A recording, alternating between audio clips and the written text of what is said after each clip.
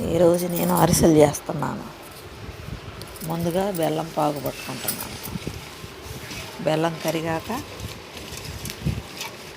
ఒక గిన్నెలో వడపోసుకోవాలి. వేరొక గిన్నెలో నొలకలు ఉంటాయి. కరిగిపోయింది, పాకానికి వచ్చేసింది. ఇప్పుడు వేలక్కాయ పొడి వేసి కలుపుతాను. బాగా కలిసేలా కలుపుకోవాలి. ఇప్పుడు నువ్వులు పోసి కలుపుకోవాలి.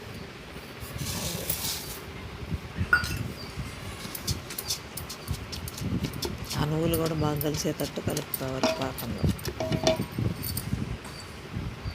తర్వాత కొబ్బరి పొడి కూడా పోసేస్తాను. ఈ కొబ్బరి పొడి కూడా బాగా కలుపుకోవాలి. పోయి దోశలు తట్టండి. అది కూడా కలిసిపోయాక పిండి పోసి కలుపుకోవాలి.